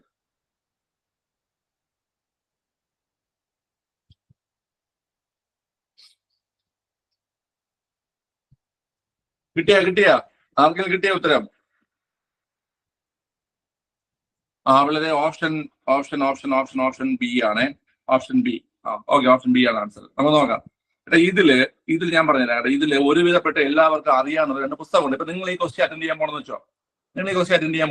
നിങ്ങൾക്ക് അപ്പൊ ഇതിൽ ഒരുവിധപ്പെട്ട എല്ലാവർക്കും അറിയാവുന്ന 2 പുസ്തകമുണ്ട്. ഒന്ന് ഇന്ത്യ 2020. ഇന്ത്യ 2020 എന്ന് പറഞ്ഞ പുസ്തകം ആരുടേതാ? ഇന്ത്യ 2020 എന്ന പുസ്തകം APJ അബ്ദുൽ കലാമിന്റെ പുസ്തകമാണ്. APJ അബ്ദുൽ കലാം. അതായത് C എന്ന് പറയുന്നത് ഏത് വരും? 4 വരും. C എന്ന് പറയുന്നത് 4 വരും. മൈ ട്രൂത്ത് എന്ന പുസ്തകമായിട്ടേതാ? അതും നമുക്ക് ഒരുപാട് തവണ വെച്ചിട്ടുണ്ട്. മൈ ട്രൂത്ത് എന്ന പുസ്തകം ഇന്ദിരാഗാന്ധിയുടെ. അപ്പൊ D എന്ന് പറഞ്ഞാൽ 2 വരും. ഓക്കെ. അപ്പൊ ഇങ്ങനെ ചോദിക്കുന്ന സമയത്ത് നിങ്ങൾക്ക് സംഭവം അറിഞ്ഞുകൂടിയിരിക്കും. നിങ്ങൾ അതവിടെ കളഞ്ഞിട്ട് പോവരുത്. അതായത് ബാക്കിയുള്ള പുസ്തകം അറിഞ്ഞൂടെന്ന് പറഞ്ഞുകൊണ്ട് കളഞ്ഞിട്ട് പോവരുത്. നിങ്ങൾക്ക് എന്ത് ചെയ്യാൻ പറ്റും പിള്ളേരെ? നിങ്ങൾക്ക് ഇങ്ങനെ ഉള്ളത് വെച്ചിട്ട് നമുക്ക് പിടിക്കാൻ പറ്റും. അപ്പൊ നമുക്ക് ഇവിടെ കിട്ടി C എന്ന് പറയുന്നത് 4, ഡി എന്ന് പറയുന്നത് 2 കിട്ടി. മനസ്സിലായോ? സി എന്ന് പറയുന്ന 4 ഡി എന്ന് പറയുന്ന 2 കിട്ടി. അങ്ങനെയുള്ള ഓപ്ഷൻ എത്ര എണ്ണം ഉണ്ടാ? സി 4 ഡി 2 വേണ്ട എത്ര ഓപ്ഷൻ ഉണ്ട്? ഒരൊറ്റ ഓപ്ഷനല്ലേ ഉള്ളൂ. നോക്കിയേ, സി 4 ഡി 2 വേണ്ട ഒരു ഓപ്ഷനല്ലേ ഉള്ളൂ, ഒരു ഓപ്ഷനേ ഉള്ളൂ. അപ്പൊ നമുക്ക് അത് വെച്ചിട്ട് പിടിക്കാം. മനസ്സിലായ? നമുക്ക് അത് വെച്ചിട്ട് പിടിക്കാം. അപ്പൊ ഒരൊറ്റ ഓപ്ഷനല്ല. അപ്പൊ അതാ പറയുന്നേ, ചിലപ്പോഴ് ശരിയായിട്ടുള്ള ഒരു ഓപ്ഷനെ കാണത്തില്ല. ഇപ്പൊ ഉദാഹരണത്തിന് ഇപ്പം സി 4 വരുന്ന സി 4 മാത്രം നമുക്ക് ഈ APJ കൃതി മാത്രം അറിയായിരുന്നു. ചിലപ്പോൾ സി 4 വരുന്ന ഒരു ഓപ്ഷൻ മാത്രമേ കാണത്തുള്ളൂ. പക്ഷെ ഇവിടെ ഒരു ഓപ്ഷൻ മാത്രമല്ല, ഇവിടെ 2 ഓപ്ഷൻ ഉണ്ട്. ഇവിടെ 2 ഓപ്ഷൻ ഉണ്ട് കേട്ടോ, 2 ഓപ്ഷൻ ഉണ്ട്. ഓക്കെ, കണ്ട സി ഓപ്ഷനിൽ കണ്ടായിരുന്നു. സി ഓപ്ഷനിലും സി 4 കൊടുത്തിരിക്കുന്നത്, സി 4. മനസ്സിലായ? പക്ഷെ നമുക്ക് ഡി 2 വരുന്ന, അതായത് ഇന്ദിരാഗാന്ധിയുടെ കൃതി മൈ ട്രൂത്ത് ആണെന്നുള്ള ഓപ്ഷൻ പറയുന്നത് ഒരെണ്ണം മാത്രമേ ഉള്ളൂ. ഏതാ? അത് ബി ഓപ്ഷൻ ആണ്. നിങ്ങൾക്ക് പറഞ്ഞ മനസ്സിലാവുന്നുണ്ടോ? ഓക്കെ. അതായത് ഇവിടെ നോക്കി, D2 എന്നൊരു ഓപ്ഷൻ വരുന്നത്, D2 ആണെന്ന ഓപ്ഷൻ വരുന്നത് ഒരൊറ്റ ഓപ്ഷനേ ഉള്ളൂ. അത് രണ്ടാമത്തെ ഓപ്ഷൻ ബി ഓപ്ഷൻ ആണ്. ഇത് ഞാൻ പറഞ്ഞത് വെച്ച് കഴിഞ്ഞാൽ 4 കൃതിയുണ്ട്. നിങ്ങൾക്ക് ഇതില് ഒരെണ്ണേ അറിയാവൂ. ആ ഒരെണ്ണം വെച്ചും ചിലപ്പോൾ നിങ്ങൾക്ക് ഉത്തരം കിട്ടുമെന്നാണ് ഞാൻ പറഞ്ഞത്. ആ ഒരെണ്ണം വെച്ച് നിങ്ങൾക്ക് അടിച്ചിടാൻ പറ്റും. ഓക്കെ, ബാക്കി ഞാൻ പറഞ്ഞുതരാം. പിള്ളേരെ, ഈ the power of prime minister എന്ന കൃതി ആരാണ്? അത് ഹംബ്രി ബെർക്കലിയാണ്. ഹംബ്രി ബെർക്കലിയാണ് പവർ ഓഫ് പ്രൈം മിനിസ്റ്റർ. അതുപോലെ തന്നെ നിയമങ്ങളുടെ അന്തസത്ത മൊണ്ടസ്ക്യൂയുടെ സ്പിരിറ്റ് ഓഫ് ലോ എന്ന് വെച്ച് കഴിഞ്ഞാൽ മൊണ്ടസ്ക്യൂന്റെ പുസ്തകമാണ്. ഓക്കെ, അപ്പൊ ഈ പുസ്തകങ്ങൾ പഠിച്ചിരിക്കുക. ഇതൊക്കെ പലതവണ ചോദിച്ചിട്ടുള്ളതാണ്. ഇന്ത്യ 2020 കേട്ടാ, ഇന്ത്യ 2020 അത് APJ അബ്ദുൽ കലാം ഒരുപാട് തവണ ചോദിച്ചിട്ടുണ്ട്. മൈ ട്രൂത്ത് ഇന്ദിരാഗാന്ധി അതും പലതവണ റിപ്പീറ്റ് ചെയ്തിട്ടുള്ള ക്വസ്റ്റ്യൻസ് ആണ് കേട്ടോ. ഓക്കെ, ശരി. അപ്പൊ ഞാൻ പറഞ്ഞത് മറക്കണ്ട. നമുക്ക് അറിഞ്ഞൂടെങ്കിലും ഓപ്ഷൻ വായിച്ചാൽ ഉത്തരത്തിനുള്ള മാർഗം അവിടെ കാണും. ഓക്കെ, ശരി. അടുത്ത 26ാമത്തെ ചോദ്യം. താഴെ തന്നിരിക്കുന്നതിൽ തെറ്റായ ജോഡി ഏവ എന്നാണ് ചോദ്യം. Balwant Rai commission 1957, PK Thungon commission 1990, Ashok Mehta commission 1977, Sarkaria commission 1983. തെറ്റായ ജോഡി അല്ലെങ്കിൽ ജോഡികൾ ഏതൊക്കെയാണ് ചോദിച്ചിരിക്കുന്നത്. നമുക്ക് ഓപ്ഷൻ വെച്ച് മനസ്സിലാക്കാം. ഒരെണ്ണം മാത്രമേ തെറ്റായിട്ടുള്ളൂ എന്നുള്ളത് മനസ്സിലാക്കാം. ഓക്കെ, ശരി. കമന്റ് ചെയ്തേ, ഏതാ തെറ്റായ ജോഡി? അവിടെ ഓപ്ഷൻ സി. ഈ ഓപ്ഷൻ നോക്കിക്കോണേ, ഓപ്ഷൻ സി ആണ് ആൻസർ. അതായത് നമ്മുടെ ബൽബന്ത് റായ് കമ്മീഷൻ 1957 കറക്റ്റ് ആണ്. PK തുംഗൻ കമ്മിറ്റി 1990 അത് തെറ്റാണ്. കാരണം PK തുംഗൻ കമ്മിറ്റി നമ്മൾ കണ്ട് മടുത്ത ക്വസ്റ്റ്യൻ ആണ്. ഭരണഘടനാ സ്ഥാപന പഞ്ചായത്തി രാജ് സ്ഥാപനങ്ങൾക്ക് ഭരണഘടനാ സാധുത നൽകണം എന്ന ആശയം മുന്നോട്ട് വെച്ച കമ്മിറ്റി ഏതാണ്? ഈ പറയുന്ന PK തുംഗൻ കമ്മിറ്റിയാണ്. അതായത് പഞ്ചായത്തി രാജ് സ്ഥാപനങ്ങൾക്ക് ഭരണഘടനാ അംഗീകാരം നൽകാൻ വേണ്ടിയിട്ട് നിർദ്ദേശം മുന്നോട്ട് വെച്ച കമ്മീഷനാണ് PK തുംഗൻ കമ്മിറ്റി. PK തുംഗൻ കമ്മിറ്റി ഏത് വർഷമാണ്? 1989 ആണ്. ഓക്കെ, അശോക് മേത്ത 1977 കറക്റ്റ് ആണ്. അശോക് മേത്ത 1977 ആണ്. സർക്കാരി 1983, സർക്കാരി 1983. ബാക്കിയെല്ലാം കറക്റ്റ് ആണ്. നിങ്ങൾ ഒരു കമ്മിറ്റിയെ പഠിച്ചോളെ പിള്ളേർ. എല്ലാം സിഗ്ബി കമ്മിറ്റി ഏത് വർഷം അറിയോ? സിഗ്ബി കമ്മിറ്റി 86 ആണ്. സിഗ്ബി 86 ആണ്. ഓക്കെ, സിഗ്ബി കമ്മിറ്റി 86 ആണ്. ഈ സിഗ്ബിയുടെ ഒരു പോയിന്റ് നിങ്ങൾ പഠിച്ചോണേ. അതായത് പഞ്ചായത്തി രാജ് എന്ന സംവിധാനത്തിന് ഭരണഘടന അംഗീകാരം നൽകണമെന്ന ആശയം ആദ്യമായി മുന്നോട്ട് വെച്ചത്, അല്ലെങ്കിൽ നിർദ്ദേശം ആദ്യമായി മുന്നോട്ട് വെച്ചത് ഈ പറയുന്ന സിഗ്ബി കമ്മിറ്റിയാണ്. ഈ പറയുന്ന പഞ്ചായത്തി രാജ് സംവിധാനത്തിന് ഭരണഘടന അംഗീകാരം നൽകണമെന്ന ആശയം ആദ്യമായി മുന്നോട്ട് വെച്ചത് സിഗ്ബി കമ്മിറ്റിയാണ്. നിങ്ങൾക്ക് മനസ്സിലായല്ലോ? വർഷം 1986. ഓക്കെ, ശരി. അപ്പൊ Balwant Rai commission 1957, PK Thungon 1989, Ashok Mehta 1977, Sarkaria commission 1983, അതുപോലെ സിഗ്ബി കമ്മിറ്റി 1986. പഞ്ചായത്തി രാജ് എന്ന സംവിധാനത്തിന് ഭരണഘടന അംഗീകാരം നൽകണം എന്ന ആശയം ആദ്യമായി മുന്നോട്ട് വെച്ച കമ്മിറ്റിയാണ് ഏത് കമ്മിറ്റി കുട്ടികളെ? Zigbee committee. മനസ്സിലായോ നിങ്ങൾക്ക്? അശോക് മേത്ത കമ്മിറ്റിയിൽ ഒരു മലയാളി ഉണ്ടായിരുന്നു. ആരാ അശോക് മേത്ത കമ്മിറ്റിയിൽ ഉണ്ടായിരുന്ന മലയാളി? പിള്ളേരെ EMS ആണ്. അശോക് മേത്ത കമ്മിറ്റിയിൽ ഉണ്ടായിരുന്ന മലയാളി EMS ആണ്. അശോക് മേത്ത കമ്മിറ്റിയിൽ ഉണ്ടായിരുന്ന മലയാളി. ഇതാരാണ് ഈ സമയത്ത്?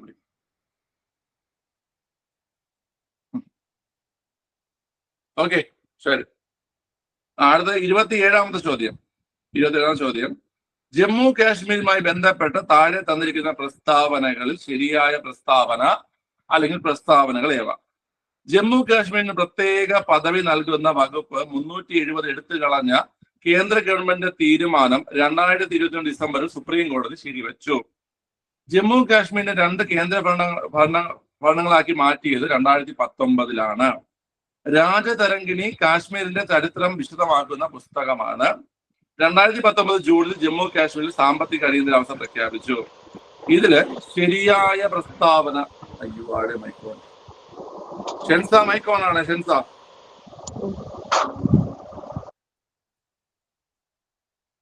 ഓക്കെ.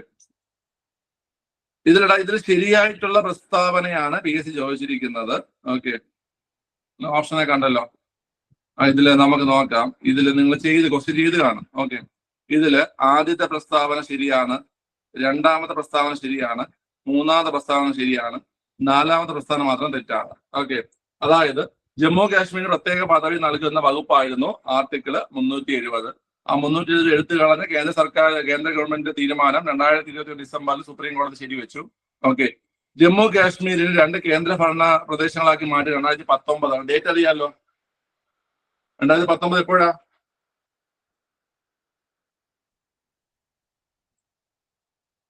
ജമ്മു കാശ്മീരിനെ 2 കേന്ദ്രഭരണ പ്രദേശങ്ങൾ, അതായത് ലഡാക്ക് എന്നും ജമ്മു കാശ്മീർ എന്നും 2 കേന്ദ്രഭരണ പ്രദേശങ്ങളാക്കി മാറ്റിയത് 2019 ഒക്ടോബർ 31. 2019 ഒക്ടോബർ 31. ആ ഡേറ്റ് ഓർത്തിരിക്കുക. അടുത്തത് രാജതരംഗിണി കാശ്മീരിന്റെ ചരിത്രം വിശദമാക്കുന്ന പുസ്തകം, അതും കറക്റ്റ് പോയിന്റ് ആണ്. ഓക്കെ, അടുത്ത 4ാമത്തെ പോയിന്റ് ആണ് തെറ്റായിട്ട് ഉള്ളത്. ഓക്കെ, അടുത്ത നമുക്ക് 28ാമത്തെ ക്വസ്റ്റ്യൻ നോക്കാം. നല്ല ക്വസ്റ്റ്യൻ ആണ് 28ാമത്തത്. ഇന്ത്യൻ ഭരണഘടനയുടെ 73-ഉം 74-ഉം ഭരണഘടനാ ഭേദഗതി നിയമങ്ങളുടെ അനന്തരഫലങ്ങളിൽ ഉൾപ്പെടാത്തത് ഏത്? ഇന്ത്യൻ ഭരണഘടനയുടെ 73-ഉം 74-ഉം ഭരണഘടനാ ഭേദഗതി നിയമങ്ങളുടെ അനന്തരഫലങ്ങളിൽ ഉൾപ്പെടാത്തത് ഏതെന്നാണ്. അതിൽ ഒന്നാമത്തത് സംസ്ഥാന തെരഞ്ഞെടുപ്പ് കമ്മീഷന്റെ രൂപീകരണം, രണ്ടാമത് 10ാം പട്ടിക, മൂന്നാമത്തത് 11ാം പട്ടിക, നാലാമത്തത് 12ാം പട്ടിക. ഓക്കെ, ഒന്ന് ഉത്തരം കമന്റ് ചെയ്തേ പിള്ളേരെ. ഓപ്ഷൻ ബി 2 മാത്രം. ഓപ്ഷൻ ബി 2 മാത്രം. നമ്മൾ നോക്കാം. ഈ 73-ാം 74-ാം ഭരണഘടനാ ഭേദഗതി, അപ്പൊ അതുമായി ബന്ധപ്പെട്ടതാണ്. നമുക്കറിയാം സംസ്ഥാന തെരഞ്ഞെടുപ്പ് കമ്മീഷൻ ഏത് ഭേദഗതിയാണ്? സംസ്ഥാന തെരഞ്ഞെടുപ്പ് കമ്മീഷൻ 73 ആണോ 74 ആണോ? 73. 73 ആർട്ടിക്കിൾ അറിയത്തില്ലേ? ആർട്ടിക്കിൾ ഏതാ? സംസ്ഥാന ഇലക്ഷൻ കമ്മീഷൻ ആർട്ടിക്കിൾ ഏതാ പിള്ളേരെ? 243K ആണ് സംസ്ഥാന ഇലക്ഷൻ കമ്മീഷൻ ആർട്ടിക്കിൾ. 243K ആണ് സംസ്ഥാന ഇലക്ഷൻ കമ്മീഷൻ ആർട്ടിക്കിൾ. ഇതൊക്കെ അറിഞ്ഞുകൊണ്ട് എഴുതി പഠിക്കുക, ചോദിക്കും. ആ ഒരു സംവിധാനം കൊണ്ടുവന്നത് 73ാം ഭേദഗതിയിലാണ്. 73ാം ഭേദഗതിയിലാണ് ആ സംവിധാനം കൊണ്ടുവന്നത്. ഓക്കെ, അടുത്ത് രണ്ടാമത്തത് 10ാം പട്ടികയാണ്. 10ാം പട്ടിക വന്നത് 73ാം ഭേദഗതിയിലോ അല്ലെങ്കിൽ 74ാം ഭേദഗതിയിലോ അല്ല. പകരം ഏത് ഭേദഗതിയിലാ 10ാം പട്ടിക? പിള്ളേരെ 10ാം പട്ടിക 52ാം ഭേദഗതിയിലാണ്. 52ാം ഭേദഗതിയിലാണ് ഏത് വന്നത് പിള്ളേരെ? 10ാം പട്ടിക വന്നത് 52ാം ഭേദഗതിയിലാണ്. ഓക്കെ, 11ാം പട്ടിക ഏത് ഭേദഗതിയിലാ? 11ാം പട്ടിക 11ാം പട്ടിക 73ാം ഭേദഗതി. ഓക്കെ, 12ാം പട്ടിക 74ാം ഭേദഗതി. ഓക്കെ, അപ്പൊ ഈ 3 പട്ടിക ഒന്ന് ഓർത്തിരിക്കുക. കാരണം നമ്മുടെ കോൺസ്റ്റിറ്റ്യൂഷൻ ഫോം ചെയ്യുന്ന സമയത്ത് എത്ര ഷെഡ്യൂൾ ഉണ്ടായിരുന്നു? എത്ര പട്ടിക ഉണ്ടായിരുന്നു? പിള്ളേരെ 8 പട്ടിക ഉണ്ടായിരുന്നു. എത്ര പട്ടിക ഉണ്ടായിരുന്നു? 8 പട്ടിക ഉണ്ടായിരുന്നു. ഓക്കെ, നിലവിൽ എത്ര എണ്ണം ഉണ്ട്? നിലവിൽ 12 എണ്ണം ഉണ്ട്. ഈ ലാസ്റ്റത്തെ 3 പട്ടിക, അതായത് ആദ്യം നമ്മൾ പറഞ്ഞു ഏത് പട്ടിക? ആദ്യം പറഞ്ഞു 10ാം പട്ടിക 52ാം ഭേദഗതി. 10ാം പട്ടിക 52ാം ഭേദഗതി. 11ാം പട്ടിക 73ാം ഭേദഗതി. 12ാം പട്ടിക 73ാം ഭേദഗതി. 12ാം പട്ടിക 74ാം ഭേദഗതി. ഈ സാധനം ഞാൻ നിങ്ങൾക്ക് പഠിപ്പിച്ചിട്ടുണ്ട്, മനസ്സിലായി? ഈ സാധനം ഞാൻ നിങ്ങൾക്ക് ക്ലാസ് എടുത്ത് തന്നിട്ടുണ്ട് കൃത്യമായിട്ട്. ഈ ലാസ്റ്റ് 3 പട്ടിക ആഡ് ചെയ്ത ഭേദഗതി ഏതെന്ന് ഞാൻ നിങ്ങൾക്ക് പഠിപ്പിച്ചു തന്നിട്ടുണ്ട്. ഓക്കെ, മനസ്സിലായല്ലോ? അതെ, ഓക്കെ. അതാ നിങ്ങൾ ഈ ക്ലാസ്സുകളൊക്കെ ഉപയോഗപ്പെടുത്തും. ഇപ്പൊ തന്നെ 205 പേര് ക്ലാസ് കണ്ടുകൊണ്ടിരുന്നതാണ്. ഇപ്പൊ ലാസ്റ്റ് തുടങ്ങുന്ന 195 പേരേ ഉള്ളൂ. അപ്പൊ ഏതോ 10 പേര് എന്ത് ചെയ്തിട്ടുണ്ട്, ലെഫ്റ്റ് ആയി പോയിട്ടുണ്ട്. മനസ്സിലായ? ചിലപ്പം അവർക്ക് എല്ലാം അറിയാമായിരിക്കും, മനസ്സിലായി? ചില അറിയാന്നുള്ള ആൾക്കാരായിരിക്കും. ചിലപ്പോൾ അവർക്ക് ഇതൊക്കെ ഇങ്ങനെ കാണുന്ന സമയത്ത് ബോറടിക്കും. ഓക്കെ, മനസ്സിലായില്ലേ പിള്ളേരെ? ഓക്കെ, അപ്പൊ അതൊക്കെ കൊണ്ടായിരിക്കും കേട്ടോ. എനിക്ക് അറിയത്തില്ല എന്തോ. നിങ്ങളെങ്ങനെ പഠിക്കുക, കൃത്യമായി റിവിഷൻ ചെയ്ത് കഴിഞ്ഞാൽ, നമുക്ക് ഓരോ ടോപ്പിക്കായിട്ട് കൃത്യമായി റിവിഷൻ ചെയ്ത് കഴിഞ്ഞാൽ നിങ്ങൾക്ക് നന്നായിട്ട് ഉപകാരപ്പെടും. എക്സാം കാളിലും നന്നായിട്ട് ഉപകാരപ്പെടും കേട്ടോ കുട്ടികളെ. മനസ്സിലായ? ശരി. നിങ്ങൾ നന്നായിട്ട് പഠിക്കുക. നിങ്ങളുടെ ഈ പഠിപ്പിക്കുന്ന അധ്യാപകരെല്ലാം പറയുന്ന കാര്യമാണ്. നല്ല പോലെ അറിയാന്നുള്ള കുട്ടികളാണ്, നല്ല പോലെ പഠിക്കുന്ന കുട്ടികളാണ്, നല്ല റിസൾട്ട് ഉണ്ടാകുന്ന കുട്ടികൾ. അപ്പൊ എല്ലാവരും അതാണ് പറയുന്നത്, മനസ്സിലായില്ലേ? നിങ്ങളിൽ പല കുട്ടികളുള്ളത് കോളേജ് വെച്ച് കഴിഞ്ഞാല് ചിലപ്പോൾ നിങ്ങൾക്ക് എല്ലാം അറിയായിരിക്കും. ഇപ്പം പഠിപ്പിക്കുന്ന ഇന്നിപ്പോ എടുത്ത മുഴുവൻ കാരണം അറിയാന്നുള്ള ആൾക്കാർ ഇതിന്റെ കൂട്ടത്തിൽ കാണും. എന്നാലും ഇരുന്ന് ക്ലാസ് അറ്റൻഡ് ചെയ്ത് റിവിഷൻ അറ്റൻഡ് ചെയ്ത് അവരത് പഠിക്കും. കാരണം നമ്മളത് കേൾക്കും തോറും നമുക്ക് അത് തറവായിക്കൊണ്ടിരിക്കും. മനസ്സിലായ? അപ്പൊ നന്നായി പഠിക്കുക നിങ്ങൾ എല്ലാവരും. നല്ല റാങ്ക് തന്നെ വാങ്ങുക. ഓക്കെ, ശരി. ഒരു ക്വസ്റ്റ്യൻ കൂടെ ഉണ്ട്. ഇന്ത്യൻ ഭരണഘടനയുടെ വകുപ്പ് 400A എന്തിനെ കുറിച്ച് പ്രതിപാദിക്കുന്നു? ഇന്ത്യൻ ഭരണഘടനയുടെ വകുപ്പ് 400A എന്തിനെ കുറിച്ച് പ്രതിപാദിക്കുന്ന ചോദ്യം. വിദ്യാഭ്യാസം മൗലികാവകാശമാക്കി, സ്വത്തവകാശം നിയമപരമായ അവകാശമാക്കി മാറ്റി, GSTയുമായി ബന്ധപ്പെട്ട വകുപ്പ്. ഓക്കെ, ശരി. പിള്ളേരെ ഇതിന്റെ ആൻസർ ഓപ്ഷൻ ഡി ഇവയൊന്നുമല്ല. ആൻസർ. വിദ്യാഭ്യാസം മൗലിക അവകാശമാക്കിയത് ഏതാ? ആർട്ടിക്കിൾ ഏതാ? പിള്ളേരെ വിദ്യാഭ്യാസം മൗലിക അവകാശമാക്കിയത് 21A ആണ്. 21A ആണ് വിദ്യാഭ്യാസം മൗലിക അവകാശമാക്കിയത്. ഓക്കെ, അടുത്ത സ്വത്തവകാശം നിയമപരമായ അവകാശമാക്കിയ ആർട്ടിക്കിൾ ഏതാ? പിള്ളേരെ അത് 300A ആണ്. 300A ആണ് സ്വത്തവകാശം നിയമാവകാശമാക്കി മാറ്റിയത്. ഓക്കെ, GSTയുമായി ബന്ധപ്പെട്ട വകുപ്പുകൾ ഏതൊക്കെയാ? GST ഏതൊക്കെയുണ്ട്? GST നമുക്ക് 246A ഉണ്ട്, 269A ഉണ്ട്, പിന്നെ 279A ഉണ്ട്. മനസ്സിലായ? 246A വരുന്നുണ്ട്, 269A വരുന്നുണ്ട്, 279A വരുന്നുണ്ട്. ഓക്കെ, ക്ലിയർ ആണല്ലോ? 246A, 269A, 279A. 246A എന്താ പറയുന്നേ? GSTയുമായി ബന്ധപ്പെട്ട കാര്യങ്ങളിൽ നിയമങ്ങൾ നിർമ്മിക്കുന്നത് ആരെന്ന് പറയുന്നു? നിയമങ്ങൾ നിർമ്മിക്കുന്ന ആരെന്ന് പറയുന്നു പിള്ളേരെ? സംസ്ഥാന സർക്കാരാണോ സെൻട്രൽ ഗവൺമെന്റ് ആണോ? അതോ രണ്ട് ഗവൺമെന്റും ആണോ? GSTയുമായി ബന്ധപ്പെട്ട നിയമങ്ങൾ GSTയുമായി ബന്ധപ്പെട്ട നിയമങ്ങൾ നിർമ്മിക്കാൻ സെൻട്രൽ ഗവൺമെന്റ് സ്റ്റേറ്റ് ഗവൺമെന്റ് അധികാരമുണ്ടെന്ന് പറയുന്നു. അടുത്ത് 269A എന്താ പറയുന്നേ?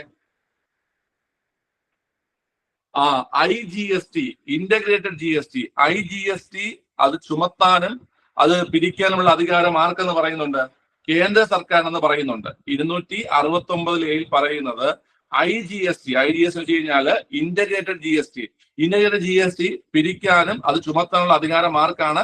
സെൻട്രൽ ഗവൺമെന്റിനാണ്. മനസ്സിലായോ? അടുത്ത 279A എന്താ? 279A എന്താ പിള്ളേരെ?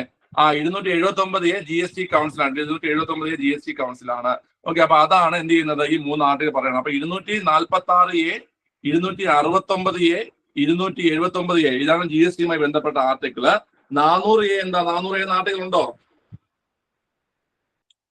400A ആർട്ടിക്കിൾ ഉണ്ടോ പിള്ളേരെ? 400A ആർട്ടിക്കിൾ ഇല്ല. ഓക്കെ, അതായത് നമുക്ക് നമ്മുടെ കോൺസ്റ്റിറ്റ്യൂഷൻ ഫോം ചെയ്യുന്ന സമയത്ത് 395 ആർട്ടിക്കിളാണ് ഉണ്ടായിരുന്നത് അല്ലേ? 395 ആർട്ടിക്കിൾ. ആ 395 ആർട്ടിക്കിളിനകത്ത് തന്നെയാണ് ABC എന്നൊക്കെ പറഞ്ഞിട്ട് എന്ത് ചെയ്യുന്നത്? ബാക്കിയുള്ള കാര്യങ്ങൾ ഉൾപ്പെടുത്തിയിരിക്കുന്നത്. മനസ്സിലായോ? 395 ആർട്ടിക്കിളിനുള്ളിൽ തന്നെയാണ് AB എന്നും പറഞ്ഞ് പുതിയ കാര്യങ്ങൾ ഉൾപ്പെടുത്തിയിരിക്കുന്നത്. മനസ്സിലായോ ഞാൻ പറഞ്ഞത്? ഓക്കെ, 400A എന്ന് പറഞ്ഞ ആർട്ടിക്കിൾ ഇല്ല. 400A എന്ന ആർട്ടിക്കിൾ ഇല്ല ഡബിളെ. ഓക്കെ, ക്ലിയർ ആണല്ലോ? അപ്പൊ 395 ആർട്ടിക്കിൾ, ആ 395 ആർട്ടിക്കിളിലാണ് എന്ത് ചെയ്തിരിക്കുന്നത്? AB എന്നൊക്കെ പറഞ്ഞിട്ട് പുതിയ കാര്യങ്ങൾ ആഡ് ചെയ്തിരിക്കുന്നത്. ഓക്കെ, ക്ലിയർ ആണ്? അപ്പൊ അത്രയാണ് നമ്മൾ പഠിച്ചത്. ശരി. അപ്പൊ മനസ്സിലായല്ലോ പഠിപ്പിച്ചത്? ഓക്കെ, കഴിഞ്ഞു. ഓക്കെ, ശരി. നിങ്ങൾ പൊക്കോ. ഓക്കെ, നന്നായി പഠിക്കാം.